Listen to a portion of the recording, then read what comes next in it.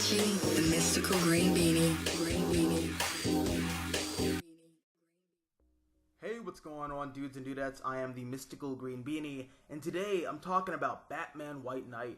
So this book ended a while back, and of course I did a review for the first issue as well as the first 4 issues. So if you want to check those out, links will be in the description for those, because apparently I'm really dumb and I don't know how to work the annotation card.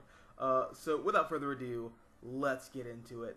And first things first, I just want to commend Sean Gordon Murphy for not only subverting my expectations, but also writing one of the best Batman stories in recent years that wasn't written by Tom King. Come at me, bro! Come on! And I don't remember if I say this in my previous 2 reviews, but I was just about as excited as I was nervous going into this book, for a whole host of reasons, but the 2 big ones were that I wasn't sure if this book was going to be, just a novelty thing that people only appreciated for the art because the story itself would have been lacking, and I was also worried that this would be, and I hate using this term, Batman for normies, because the pitch that we as the consumers were sold was that this would be a book where the Joker is the hero and Batman is the villain. Because Batman is a violent billionaire psychopath who beats up poor people and would rather spend money on being Batman than actually helping Gotham economically. Even though if you read the comics, you know that the only reason that Gotham City hasn't collapsed into financial oblivion is because the Wayne Foundation is the only thing holding that city together. But again, that's something that Murphy addresses in White Knight, and continues the trend of him subverting my expectations with how even-handed his message is. So getting into the real story here, I've already talked about the characters and their motivations and all of the political allegory stuff in the last White Knight video, so this is really just going to be me talking about how everything wraps up.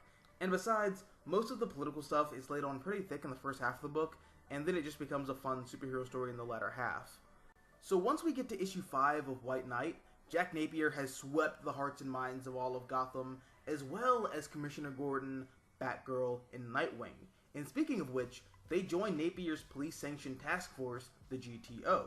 Meanwhile, Neo Joker is using the Mad Hatter's mind control device to use Poison Ivy to steal some technology from Bruce Wayne, because apparently Thomas Wayne worked with Mr. Freeze's father, who was a Nazi.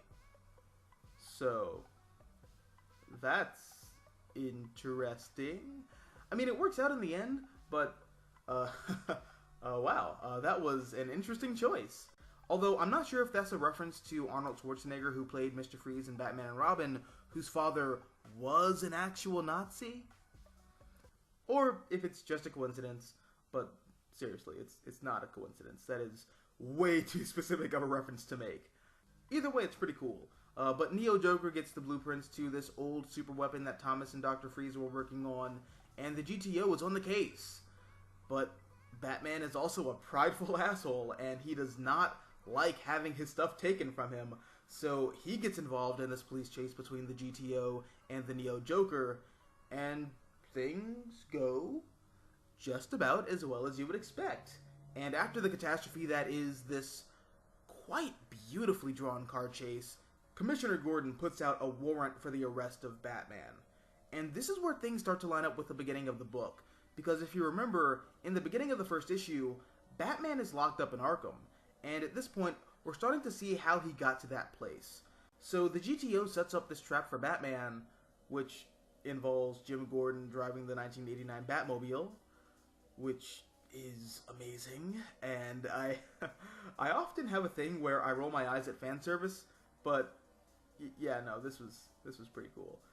And once Batman falls for it, he gets his ass beat by Jack Napier. Because as it turns out, the pills that Batman shoved down the Joker's throat in the first issue not only made him sane, but they were also a steroid that makes you super strong. And yeah, the Joker beats up Batman and throws him in Arkham. Which is really cool, because this whole story is about the subversion of classic Batman tropes, and that is a prime example of the Joker-Batman dynamic being turned on its ear. But this is where the plot thickens, because after Gotham has turned its back on Batman, and after Jack Napier throws him in Arkham, the Neo Joker uses the giant Nazi freeze cannon to attack the city. And Gotham is put in a situation where their only hope is the one man they've alienated and betrayed. And yet again, we have another reference to Batman and Robin, because that's exactly what Mr. Freeze does in that movie. Honestly, I'm starting to think that Sean Murphy actually likes Batman and Robin.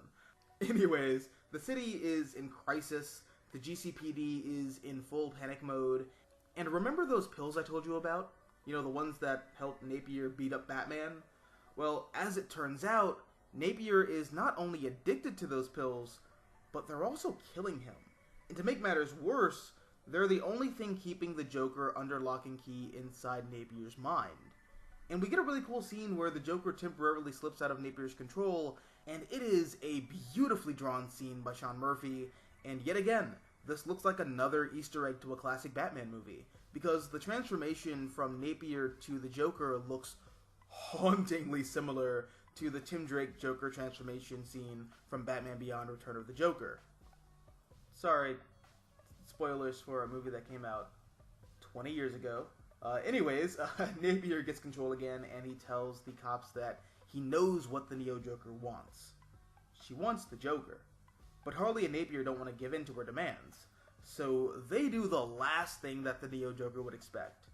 Napier has Batman released from Arkham, and they work together to stop the Neo Joker. But before they can get to that, there's this amazing moment where Batman asks Jack Napier what happened to Jason Todd. Because as I mentioned in my previous review, nobody really knows what happened to Jason Todd. Because in this continuity, Jason was the first Robin, and it was assumed that Joker murdered him. But as it turns out, Joker didn't. He just tortured him and let him go. But he wanted Batman to believe that Jason was dead, which I honestly think is far more sadistic than what he traditionally does, where he just kills him. Anyways, Batman and Napier catch up to the Neo Joker. They tell her that they're going to stop her, and they do. That's literally what happens.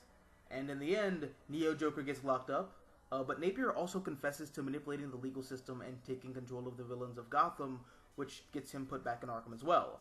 And in the end, Batman tells Gordon that none of this would have ever happened if he were never Batman. And he and Jim have a heart-to-heart about what Batman really means to Gotham, and Bruce just straight up reveals to Gordon that he's Batman, and in order to earn the city's trust again, he needs to be upfront with Gotham and reveal himself to the world, and that's the way this book ends. So yeah, that's Batman White Knight. The book itself is really cool. It's a fascinating Elseworld story that asks a lot of really hard questions that Batman comics approach every once in a while, but never really get into, mostly because there are some questions in long-form fiction that you just can't ask, or the entire thing falls apart. Like, why doesn't Peter Parker just patent his web fluid if he's always complaining about being poor? Or, why is Thor hailed as a hero when, in actual Norse mythology, he's a vicious, bloodthirsty maniac? Answer? Because shut the fuck up. That's why. We have to keep this narrative going. Therefore, some questions you just can't afford to ask, or else you break the rules of that universe. However, in a mini-series, you can ask those questions, and this book does a really good job of highlighting the tropes of Batman and really digging into these characters, both the heroes and the villains. One of my favorites is, in the end, where Bruce tells Gordon that he's afraid that he's not being Batman because he wants to help people, but because he wants to hurt people. The book also asked a really interesting question regarding Napier's legacy, because he's addicted to these antipsychotic pills, which are killing him, and the question becomes, is it better to die as Jack Napier, the man who's trying to redeem himself for the crimes he's committed over the years, and who's finally found a family and can, leave behind a positive legacy? Or would you rather live and revert back to the Joker, where you'd probably undo all the good you've done and cause more pain and anguish? What do you want your legacy to be? And I just think all of that is really interesting. Plus, there were a lot of really fun Easter eggs in this book. Most of them were nods to the movies and the TV shows. My favorite has to be the reference to that Almost Got Him episode of Batman the Animated Series, where Napier is meeting up with the villains of Gotham, and it's just that episode. Killer Croc even says, "I threw a rock at him," and that was pretty cool. Finally, I can't talk about this book without bringing up the art, because holy shit. Like I said when I was first about to read this book, I was really only going into it for the art, and as it turns out, the art is just as good as the story. And I just love Murphy's art style. And I've been a fan of his since Hellblazer City of Demons. His style works perfectly for a story like this. I mean, it should, since he's the writer and the artist, but you get what I mean. His art style establishes the tone perfectly, and I know that he's been shopping this idea around at Warner Brothers for a potential adaptation, and I get it, and I ultimately do think that this story would make for a good Batman movie or TV show, but there's a lot of imagery here that I don't think you can translate to screen by virtue of this being a comic book, because Murphy takes full advantage of the medium that he's in, and it's not that I can't see this being adapted, I just don't want to. Because looking at every page makes it perfectly clear, this is a comic book.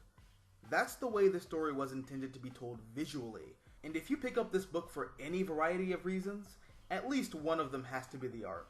Because it is top-notch, and I do think that this is Sean Murphy's magnum opus. But yeah, White Knight was great, I loved it. Is it the next Dark Knight Returns? I don't know. Only time will tell.